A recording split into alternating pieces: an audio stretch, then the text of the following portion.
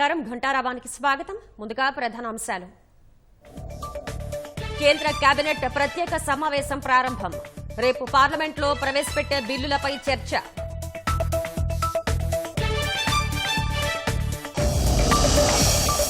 ఉమ్మడి ఏపీ విభజన సరిగా జరగలేదన్న ప్రధాని. ఆంధ్ర తెలంగాణలోనూ అసంతృప్తి ఉందన్న మోదీ.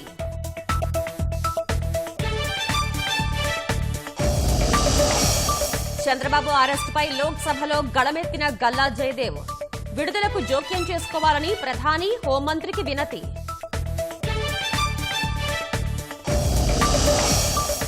చంద్రబాబు అరెస్టుకు నిరసనగా పార్లమెంట్ ఆవరణలో తెదేపా ఆందోళన.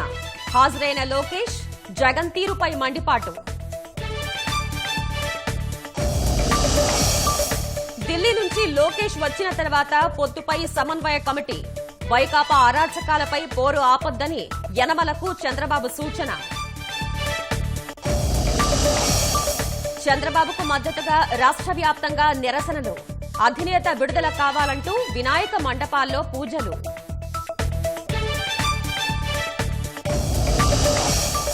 తిరుమలలో ప్రారంభమైన సాలకట్ల బ్రహ్మోత్సవాలు. శాస్త్రోక్తంగా ధ్వజారోహణ కార్యక్రమం.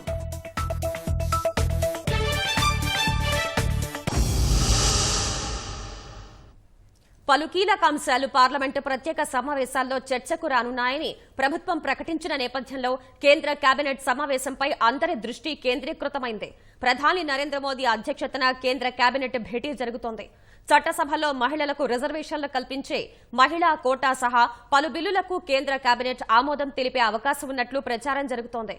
మరోవైపు కేంద్ర కేబినెట్ సమావేశానికి ముందు పలువురు కేంద్ర మంత్రులు సమావేశం కావటం ప్రాధాన్యం సంతరించుకుంది. వాణిజ్య పరిశ్రమల శాఖ మంత్రి పీయూష్ గోయల్, పార్లమెంటు వ్యవహారాల శాఖ మంత్రి ప్రహ్లాద్ జోషి, కేంద్ర హోంశాఖ మంత్రి అమిత్ షాను కలిశారు. ఈ భేటీలో భాజపా అధ్యక్షుడు జేపీ నడ్డా కూడా పాల్గొన్నట్లు తెలుస్తోంది. ఈ భేటీ తర్వాత పీయూష్ గోయల్, ప్రహ్లాద్ జోషి ప్రధాని మోదీని కలవటం ప్రాధాన్యం సంతరించుకుంది. స్వాతంత్ర్యం అనంతరం భారత నవ నిర్మాణానికి సాక్షిభూతంగా నిలిచిన పార్లమెంట్ పాత భవనానికి వీడ్కోలు పలకటం భావోద్వేగాలతో కూడుకున్నదని ప్రధాని మోదీ అన్నారు. మంగళవారం నుంచి పార్లమెంట్ కార్యకలాపాలు నూతన భవనంలో జరుగుతాయని మోదీ వెల్లడించారు. భవిష్యత్తుపై భరోసాతో తాము నూతన భవనానికి కొత్త ఆశ, విశ్వాసంతో బయలుదేరుతున్నామని ప్రధాని వివరించారు. తీపి చేదు జ్ఞాపకాలకు పాత పార్లమెంట్ వేదికగా నిలిచిందన్న మోదీ అనేక చరిత్రాత్మక నిర్ణయాలను ఈ భవనంలో తీసుకున్నట్లు గుర్తు చేశారు. భారత్ సువర్ణ అధ్యాయానికి సాక్షిగా నిలిచిన పార్లమెంటు పాత భవనంలో 75 ఏళ్ల పాటు జరిగిన చర్చలు, ప్రణాళికలు భారత గతిని మార్చాయని ప్రధాని మోదీ అన్నారు. లోక్సభ ప్రత్యేక సమావేశాల ప్రారంభం సందర్భంగా పార్లమెంటు 75 ఏళ్ల ప్రస్థానంపై ప్రధాని మోదీ చర్చను ప్రారంభించారు. మంగళవారం నుంచి పార్లమెంటు సమావేశాలు కొత్త భవనంలో జరగనున్న వేళ పాత భవనంతో జ్ఞాపకాలను మోదీ గుర్తు చేసుకున్నారు. గంటకు పైగా ప్రసంగించిన మోదీ భారత ప్రజాస్వామ్య ప్రయాణాన్ని స్మరించుకున్నారు. ఈ వారసత్వ భవనంలో చివరి రోజు స్వాతంత్ర్యం వచ్చినప్పటి నుంచి ఇప్పటి వరకు పనిచేసిన 7,500 మంది ఎంపీల సేవలను కొనియాడారు. ఈ పార్లమెంటు భవనంలో ప్రతి ఇటుకకు సెల్యూట్ చేస్తున్నట్లు మోదీ తెలిపారు. తాము కొత్త భవనానికి వెళ్లినా ఈ పాత భవనం రాబోయే తరాలకు స్ఫూర్తినిస్తూనే ఉంటుందన్నారు. స్వాతంత్ర్య భారత ప్రయాణంలో ఈ పార్లమెంటుది ముఖ్యమైన అధ్యాయమని మోదీ అన్నారు.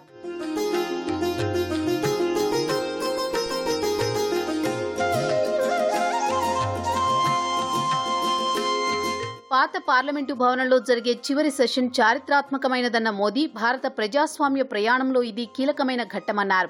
పాత పార్లమెంటు భవన నిర్మాణం కోసం దేశవాసులు రక్తం, స్వేదం చిందించారని కొనియాడారు. పాత భవనంలో జరిగిన ఎన్నో చర్చలు నవభారత నిర్మాణానికి దోహదం చేశాయన్నారు. देश की 75 वर्षों की संसदीय यात्रा उसका एक बार पुनः स्मरण करने के लिए और नए सदन में जाने से पहले उन प्रेरक पलों को, इतिहास की महत्वपूर्ण घड़ी को स्मरण करते हुए आगे बढ़ने का ये अवसर है. ये सदन से विदाई लेना एक बहुत ही भावुक पल है और हम जब ये सदन को छोड़ के जा रहे हैं तो हमारा मन मस्तिष्क भी उन भावनाओं से भरा हुआ है, अनेक यादों से भरा हुआ है. खट्टे मीठे अनुभव भी रहे हैं, कभी संघर्ष का माहौल भी रहा है और कभी इसी सदन में उत्सव और उमंग का माहौल भी रहा है. आजाद भारत के नवनिर्माण से जुड़ी हुई अनेक घटनाएं इन 75 वर्ष में यही सदन में आकार लेती हुई हमने देखी है। हम सब इस ऐतिहासिक भवन से विदा ले रहे हैं और हम गर्व से कह सकते हैं कि इस भवन के निर्माण में पसीना मेरे देशवासियों का लगा था, परिश्रम मेरे देशवासियों का लगा था और पैसे भी मेरे देश के लोगों के। పార్లమెంటుపై జరిగిన ఉగ్రదాడిని మోదీ ఈ సందర్భంగా గుర్తు చేసుకున్నారు. పార్లమెంటు సభ్యులను రక్షించేందుకు భద్రతా బలగాలు ప్రాణాలు కోల్పోవడంపై ఆవేదన వ్యక్తం చేశారు. लोकतंत्र का ये सदन आतंकी हमला हुआ, यह आतंकी हमला एक इमारत पर नहीं था, मदर ऑफ डेमोक्रेसी एक प्रकार से हमारी जीवात्मा पर यह हमला था. ये देश उस घटना को कभी भूल नहीं सकता है, लेकिन आतंकियों से लड़ते लड़ते सदन को बचाने के लिए और हर सदस्य को बचाने के लिए जिन्होंने अपने सीने पर गोलियां झेली, आज मैं उनको भी नमन करता हूं. हमारे बीच नहीं है. భారత్ అభివృద్ధి వీచికలు ప్రపంచవ్యాప్తంగా వీస్తున్నాయన్న మోదీ 75 ఏళ్లలో మనం సాధించిన ప్రగతి ప్రపంచాన్ని అబ్బురపరిచిందన్నారు. చంద్రయాన్-3 విజయం భారత సాంకేతిక విజ్ఞాన అభివృద్ధికి నిదర్శనమని, భారత శాస్త్ర సాంకేతిక నిపుణులకు ఈ భవనం నుంచి శతకోటి వందనాలు సమర్పిస్తున్నానని ప్రధాని అన్నారు. G20 సదస్సు విజయం ఏ ఒక్క పార్టీదో వ్యక్తిదో కాదని, యావత్ 140 కోట్ల భారతీయులదని అన్నారు. आज G20 की सफलता को भी आपने सर्वसम्मति से सराहा है. मैं मानता हूं देशवासियों का आपने गौरव बढ़ाया है. मैं आपका आभार व्यक्त करता हूं. G20 की सफलता 140 करोड़ देशवासियों की है. ये भारत की सफलता है, किसी व्यक्ति की सफलता नहीं है, किसी दल की सफलता नहीं है. हम सबके सेलिब्रेट करने वाला विषय. भारत इस बात के लिए गर्व करेगा, जब भारत अध्यक्ष रहा उस समय अफ्रीकन यूनियन इसका सदस्य बना, कि कितनी बड़ी अपेक्षा और आशाएं पूरी करने का काम भारत के भाग्य में आया. चारों तरफ आज भारतवासियों की उपलब्धि की चर्चा हो रही है. ये हमारे 75 साल के संसदीय इतिहास का एक सामूहिक प्रयास का परिणाम है. चंद्रयान-3 की सफलता, पूरा देश अभिभूत है. भारत के सामर्थ्य का एक नया रूप जो आधुनिकता से जुड़ा है, जो विज्ञान से जुड़ा है, जो टेक्नोलॉजी से जुड़ा है, जो हमारे वैज्ञानिकों के सामर्थ्य से जुड़ा है, जो 140 करोड़ देशवासियों के संकल्प की शक्ति से जुड़ा. పార్లమెంటు పాత భవనం ఎన్నో చారిత్రక నిర్ణయాలకు వేదికగా నిలిచిందని మోదీ గుర్తు చేశారు. अनेक ऐतिहासिक निर्णय, दशकों से लंबित विषय, उनका स्थायी समाधान भी इसी सदन में हुआ. आर्टिकल 370 ये सदन हमेशा हमेशा गर्व के साथ कहेगा कि सदन के कारण. One nation one tax, GST का निर्णय भी इसी सदन ने किया. One rank one pension, OROP, ये भी इसी सदन ने देखा. गरीबों के लिए 10% आरक्षण कोई विवाद के बिना पहली बार इस देश में करने में सफल है.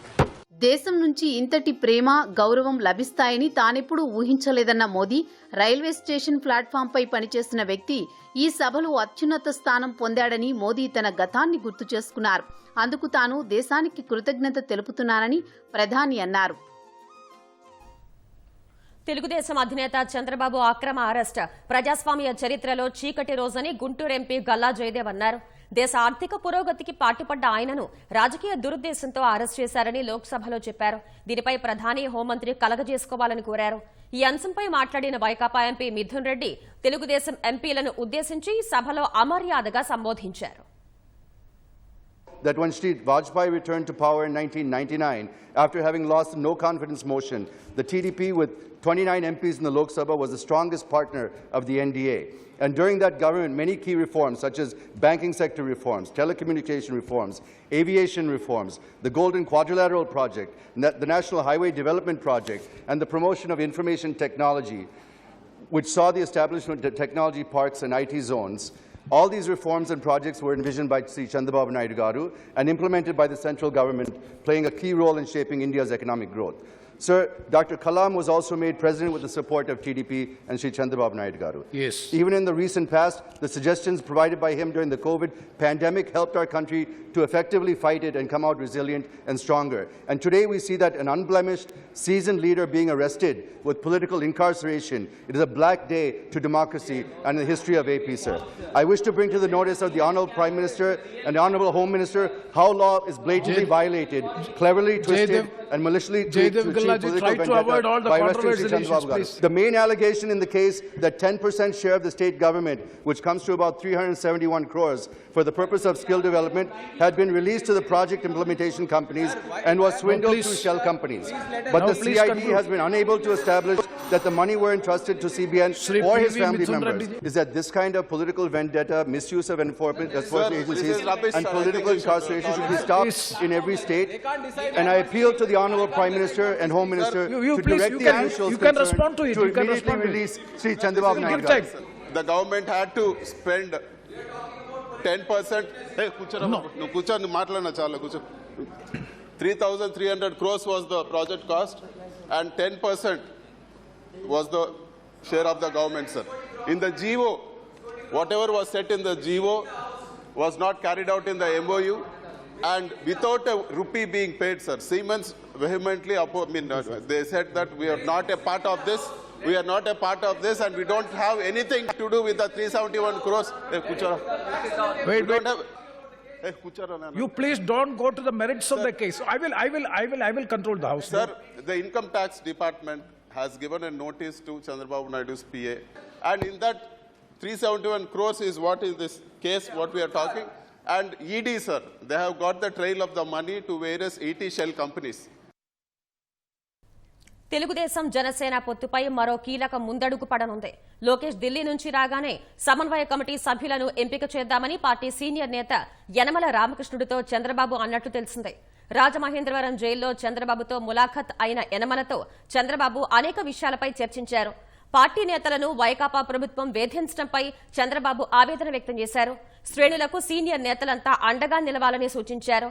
యనమలతో పాటు భువనేశ్వరి, బ్రాహ్మణి చంద్రబాబును జైల్లో కలిశారు.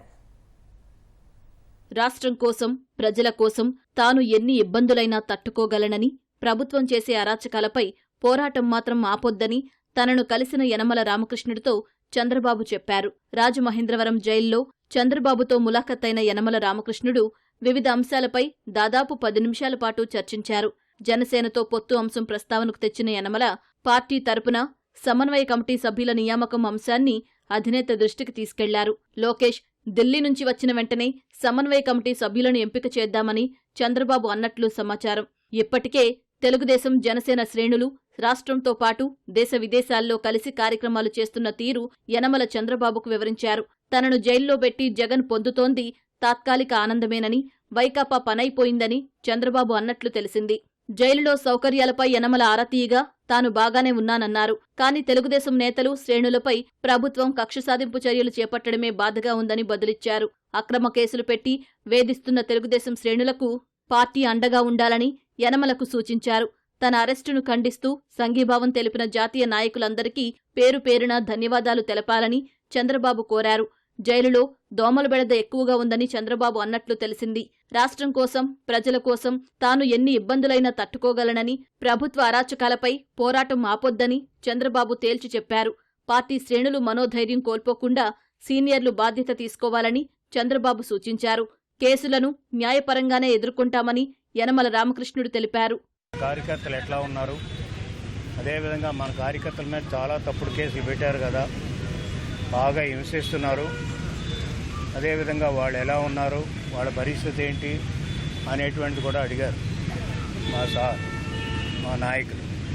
అంటే ఆయన కన్సర్న్ భద్రత వరకు కూడా అడిషనల్గా లోకేష్ గారు లెటర్ ఇచ్చిన తర్వాత అడిషనల్గా భద్రత చేసామన్నారు. అయినప్పటికీ కూడా ఆయనకి for him or to him state is priority, state ప్రజల పీపుల్ ఆర్ ప్రయారిటీ. అంటే అది వాళ్ళ సంక్షేమం, రాష్ట్ర అభివృద్ధి ఆయనకు ప్రధానంగా ఆలోచిస్తున్నారు తప్ప ఆయన సౌకర్యాల గురించి ఆయన ఆలోచించడం లేదు. ఆయన సౌకర్యాల గురించి మేము ఆలోచిస్తున్నాం, ఏం చేస్తే బాగుంటుందని. We're trying to impress upon the officials to provide as far as possible all amenities. యనమలతో పాటు భువనేశ్వరి, బ్రాహ్మణి చంద్రబాబుతో ములాఖత్ అయ్యారు. భువనేశ్వరి, బ్రాహ్మణితో చంద్రబాబు 20 నిమిషాల పాటు విడిగా సమావేశమయ్యారు. చంద్రబాబు అరెస్టును ఖండిస్తూ పార్లమెంట్లో గాంధీ విగ్రహం వద్ద తెలుగుదేశం ఎంపీలు ప్లకార్డులతో నిరసన తెలిపారు. ఏపీలో ప్రజాస్వామ్యాన్ని కాపాడాలంటూ పెద్ద ఎత్తున నినాదాలు చేశారు. తెలుగుదేశం ఎంపీల నిరసనలో ఆ పార్టీ జాతీయ ప్రధాన కార్యదర్శి నారా లోకేష్ పాల్గొన్నారు. చంద్రబాబు అరెస్టును ప్రతి ఒక్కరూ ఖండించాలన్నారు. जैसे आपने देखा है, हमारे नेता चंद्रबाबू नायडू जी को इलीगली अरेस्ट किया हुआ है। फॉल्स एविडेंस दिखाकर, कोई भी सबूत नहीं है फिर भी उनको अरेस्ट किया गया है। जगन मोहन रेड्डी जो अभी आंध्र का मुख्यमंत्री है, एक साइको की तरह व्यवहार कर रहा है आंध्र प्रदेश में। कोई भी ऑपोजिशन वाला आवाज उठाना चाहता है उनको जेल में डालने की कोशिश कर रहे हैं। उसी के हिसाब से आज चंद्रबाबू नायडू जी को जेल में डाला है। तो इसलिए पार्लियामेंट सदन के बाहर हम लोग अपनी आंदोलन कर रहे हैं कि आंध्र प्रदेश में डेमोक्रेसी को सेव करना चाहिए। इसी के लिए हम लोग यहाँ पे आंदोलन के लिए खड़े हुए हैं। 45 సంవత్సరాలు ఆయన జీవితాన్ని ఈ రాష్ట్రం కోసం, దేశం కోసం త్యాగం చేసినటువంటి వ్యక్తిని, మచ్చలేనటువంటి వ్యక్తిని అక్రమ కేసులో బనాయిస్తామంటే నేను దేశద్రోహంగా భావిస్తాను దీన్ని. ఎందుకంటే రేపొద్దున ఇటువంటి వ్యక్తులు ఎవరో కూడా ముందుకొచ్చి మేము ఈ సమాజాన్ని బాగు చేస్తాం, రాష్ట్రాన్ని బాగు చేస్తాం, దేశాన్ని బాగు చేస్తాం ఎవరో ముందుకు రారు. ఎందుకంటే ఇప్పుడు నీతిగా, నిజాయితీగా త్యాగం చేసి, అన్ని త్యాగం చేసి, ఫ్యామిలీని త్యాగం చేసి, కుటుంబాన్ని త్యాగం చేసి, అట్లాగే అన్ని త్యాగం చేసి, వ్యక్తిగతమైన విషయాలన్నీ త్యాగం చేసి రాష్ట్రం కోసం, దేశం కోసం నిలబడినటువంటి వ్యక్తుల్ని ఈ రకమైనటువంటి ప్రవర్తనతో కించపరచాలని చూస్తే అది ఖచ్చితంగా నేనైతే దాన్ని దేశద్రోహంగానే భావిస్తా. కాబట్టి దీన్ని ఎమ్మటే ఖండిస్తూ ఆయన మీద ఉన్నటువంటి కేసుల్ని, అక్రమ కేసుల్ని ఇమీడియట్ గా తీపిచ్చేసే విధంగా కేంద్రం చర్యలు తీసుకోవాలి. బ్రిటిష్ రూలర్ల కన్నా దారుణమైనటువంటి పాలన ఆంధ్రప్రదేశ్ లో జరుగుతున్నది. అలాంటి దౌర్భాగ్య స్థితిలో ప్రజలకు స్వాతంత్రం లేకుండా, ప్రజాస్వామ్య హక్కులు లేకుండా, రాజ్యాంగపరమైన హక్కులు లేకుండా అన్ని ఉల్లంఘనలు జరుగుతున్నాయి. రాజ్యాంగ సంస్థలను నిర్వీర్యం చేశారు. న్యాయ వ్యవస్థను ప్రభావితం చేసే విధంగా వాళ్ళు భయభ్రాంతులు చేస్తున్నారు. Prevention of corruption act section 17A కింద ఇలాంటి కేసులు పెట్టినప్పుడు తప్పనిసరిగా గవర్నర్ దగ్గర ప్రీవియస్ శాంక్షన్ తీసుకోవాలని చట్టం నిర్దేశిస్తుంది. అయినా కూడా తీసుకోలేదు. అంటే దీనిలో అవినీతి ఆరోపణలు చేసి చంద్రబాబు నాయుడు గారిని జైల్లో పెట్టడానికి తప్ప సాక్ష్యాధారాలు లేవు. కేసు తప్పనిసరిగా ఫాల్స్ కేసు. దీన్ని విత్డ్రా చేయాలని మేము డిమాండ్ చేస్తున్నాం. చంద్రబాబు అరెస్టును నిరసిస్తూ రాష్ట్ర వ్యాప్తంగా ఆందోళనలు కొనసాగుతున్నాయి. 6వ రోజు నిర్వహించిన రిలే నిరాహార దీక్షల్లో భారీగా తెదేపా నాయకులు, కార్యకర్తలు పాల్గొన్నారు. బాబుగారికి తోడుగా మేము సైతం అంటూ దీక్షా శిబిరాలకు ముస్లిం మైనార్టీలు తరలివచ్చారు. చంద్రబాబు త్వరగా విడుదల కావాలని, ఆయన ఆరోగ్యం బాగుండాలని ప్రత్యేక పూజలు, ప్రార్థనలు నిర్వహించారు. చంద్రబాబు త్వరగా విడుదల కావాలని ఆకాంక్షిస్తూ కృష్ణా జిల్లా కంకిపాడు శివాలయంలో తెదేపా నాయకులు, కార్యకర్తలు ప్రత్యేక పూజలు నిర్వహించారు. 108 కొబ్బరికాయలు కొట్టి మొక్కులు చెల్లించుకున్నారు. చంద్రబాబు అరెస్టును నిరసిస్తూ ఎన్టీఆర్ జిల్లా తిరువూరు మధ్య రోడ్డు కూడలి వద్ద రిలే నిరాహార దీక్ష చేపట్టారు. ఇందులో తెదేపా నియోజకవర్గ ఇన్ఛార్జ్ శావల దేవదత్, మాజీ ఎమ్మెల్యే నల్లగట్ల స్వామిదాసు పాల్గొన్నారు. దీక్షా శిబిరానికి నియోజకవర్గంలోని 4 మండలాల నాయకులు, కార్యకర్తలు తరలివచ్చారు. వెంటనే చంద్రబాబును విడుదల చేయాలని డిమాండ్ చేశారు.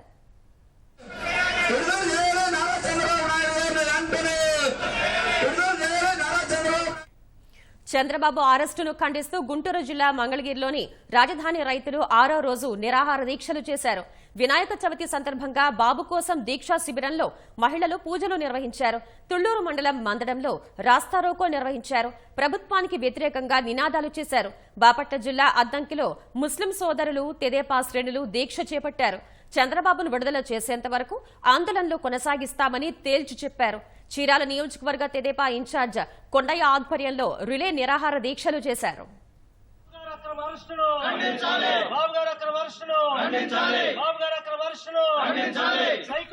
చంద్రబాబు అరెస్టుకు నిరసనగా వైఎస్ఆర్ జిల్లా జమ్మలమడుగులో తెదేపా నియోజకవర్గ ఇన్ఛార్జ్ భూపేష్ రెడ్డి ఆధ్వర్యంలో రిలే నిరాహార దీక్షలు చేపట్టారు. బాబు క్షేమం కోసం వినాయక విగ్రహానికి ప్రత్యేక పూజలు నిర్వహించారు. దీక్షలో మాజీ ఎమ్మెల్సీ దేవగుడి నారాయణ రెడ్డి, ముస్లిం మైనార్టీలు పాల్గొన్నారు.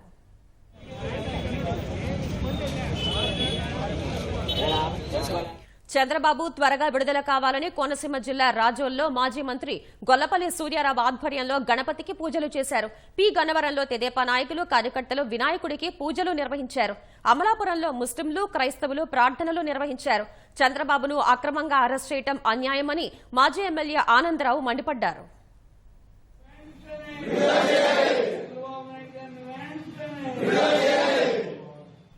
చంద్రబాబు అరెస్టుకు నిరసనగా తూర్పుగోదావరి జిల్లా నిడదవోలులో మాజీ ఎమ్మెల్యే బూరుగుపల్లి శేషారావు ఆధ్వర్యంలో రిలే నిరాహార దీక్షలు కొనసాగుతున్నాయి. బాబు క్షేమం కోసం వినాయకుడికి పూజలు నిర్వహించారు. దీక్షలో ముస్లింలు, క్రైస్తవులు, తెదేపా నాయకులు, కార్యకర్తలు పాల్గొన్నారు.